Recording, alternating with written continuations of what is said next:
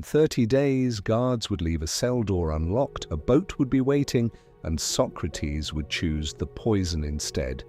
This is why Athens, 399 before the Common Era, a city still raw from the wounds of war, political upheaval, and the humiliation of defeat. Into this charged atmosphere walked a 70-year-old philosopher, barefoot, unwashed by most standards of the time, and utterly unafraid. His name was Socrates, and he had spent decades doing something that made powerful people deeply uncomfortable. He asked questions. Not polite questions, not flattering ones, but the kind that stripped away pretense and exposed ignorance, hiding beneath confidence. He questioned generals about the nature of courage, poets about the meaning of beauty, and politicians about the definition of justice. Every time, without exception, he found that those who claimed to know the most actually understood the least. And he said so openly in the marketplace in front of anyone who would listen. For years, this had made him a beloved figure among the youth of Athens, who followed him through the streets like disciples drawn to a flame. But it had also made him dangerous enemies. The powerful do not enjoy being made to look foolish, especially in public. So when the political climate shifted after Athens lost the Peloponnesian War, and a brief but brutal oligarchy called the 30 Tyrants rose and fell, the city was desperate to find scapegoats.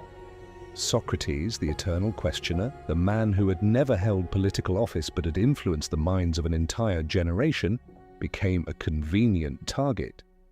In 399, before the Common Era, 3 men brought formal charges against Socrates. Their names were Miletus, Anytus, and Lycon. The charges were twofold: impiety, meaning failure to honor the gods of Athens, and introducing new divine beings and corrupting the youth of the city.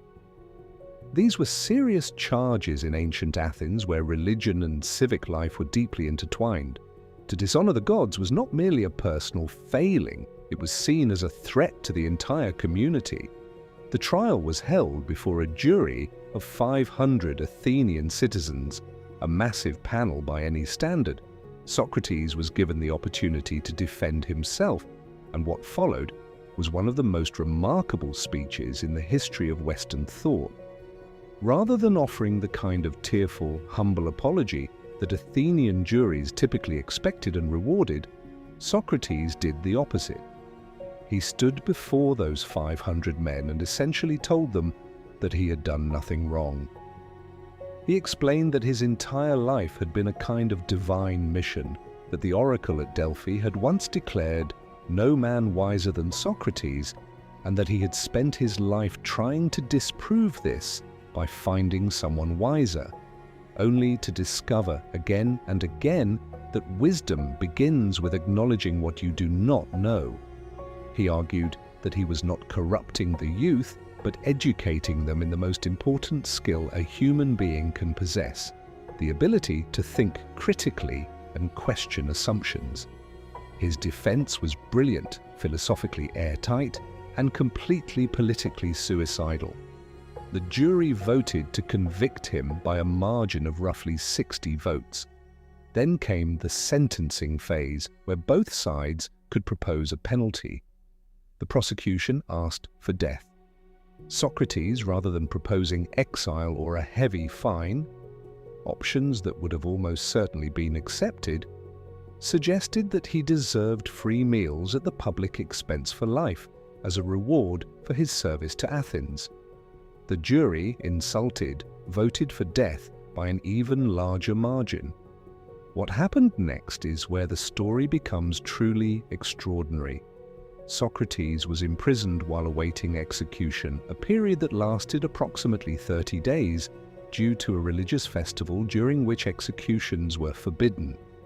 During this time, his friends and followers visited him regularly. His wealthy friend Crito came to him with a plan. The escape had been arranged, guards had been bribed, a boat was waiting. All Socrates had to do was walk out of his cell and sail to safety in another city. He refused. His refusal was not the act of a broken or resigned man. It was a deeply considered philosophical position, one he explained to Crito in a dialogue that has survived to this day. Socrates argued that escaping would be a betrayal of everything he had stood for. He had lived his entire life in Athens, benefited from its laws, raised his children under its protection, and participated in its civic life. To flee now, simply because those same laws had produced an outcome he disagreed with, would be a form of hypocrisy. He personified the laws of Athens and imagined them speaking to him directly, asking whether he would undermine the entire legal system simply because it had ruled against him. He concluded that he could not. There was also a deeper principle at work. Socrates believed that it was never right to do wrong, even in response to being wronged.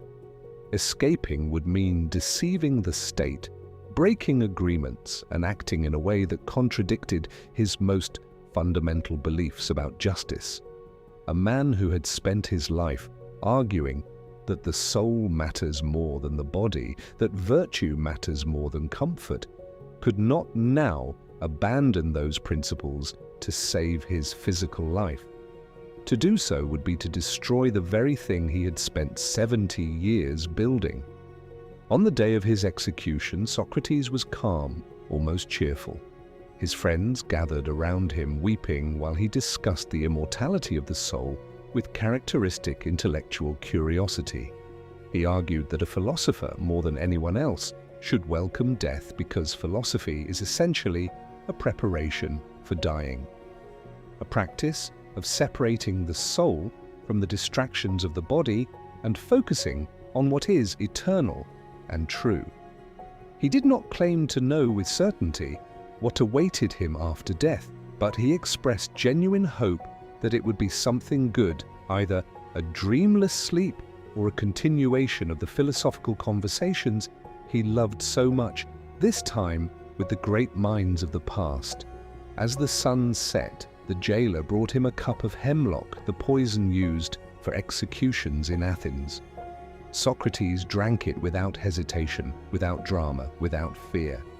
He walked around until his legs grew heavy, then lay down. His last words, according to Plato, were a reminder to a friend to sacrifice a rooster to Asclepius, the god of medicine, a gesture some scholars interpret as suggesting that death was a kind of cure, a healing from the illness of life. The death of Socrates did not silence philosophy, it ignited it. Plato, devastated by the loss of his teacher, went on to found the academy and write the dialogues that preserved Socratic thought for all of Western civilization. The trial and death of Socrates became a permanent reminder that the pursuit of truth carries real costs and that some people, rare and extraordinary, choose principle over survival without a moment of regret.